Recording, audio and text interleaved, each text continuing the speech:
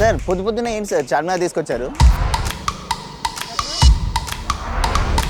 నువ్వు ఎప్పుడు మనం ఈ ట్రిగ్నోమెట్రీ ఎక్కడ వాడతాం అని అడుగుతావు కదా. సో ఈరోజు ట్రిగ్నోమెట్రీ యూస్ చేసి మన చార్మినార్ హైట్ కనుక్కుంటాం. అవునా? అదేలా?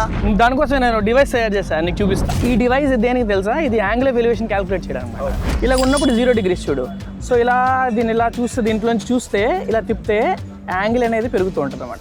సో దీంతో మనం ఈ చార్మినార్ చూసి దీని యాంగిల్ ఆఫ్ ఎలివేషన్ క్యాలిక్యులేట్ చేద్దాం. టిప్పుది నువ్వు యాంగిల్ ఎంత వచ్చిందో చెప్పు నాకు. ఓకే,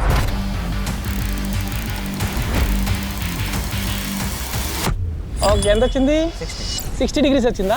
ఇప్పుడు మనకి యాంగిల్ ఆఫ్ ఎలివేషన్ వచ్చింది 60 degrees. ఇప్పుడు మనకు కావాల్సింది ఇక్కడి నుంచి ఆ ఫుట్ ఆఫ్ టవర్ కి డిస్టెన్స్. అదలా క్యాలిక్యులేట్ చేస్తాం. నా బేసిక్ ఒక్క అడుగు 80 centimeters రఫ్లీ క్యాలిక్యులేట్ చేసుకున్నా. ఇప్పుడు ఇక్కడి నుంచి అక్కడికి ఎన్ని అడుగులు వస్తాయి క్యాలిక్యులేట్ చేస్తే మల్టిప్లై చేస్తే వచ్చేస్తుంది కదా. ఇక్కడి నుంచి అక్కడికి ఒక అప్రాక్సిమేట్ క్యాలిక్యులేట్ చేద్దాం. 1 2 3 4 5 6 8 9 40. సో మనకు దగ్గర ఎన్ని అడుగులు వచ్చాయి? ఒక 40 అడుగులు వచ్చాయి. సో 40 steps అంటే 40 ఇంటూ మనం 0.8 అనుకున్నాం మీటర్స్. సో 0.8 వేసుకుంటే 32 meters వస్తుంది. సో మనం ఒక ట్రయాంగిల్ వేసుకుంటే దీన్ని ఎలా వస్తుంది? బేస్ ఎంత ఉంది? 32 meters. యాంగిల్ అనేది 60 degrees.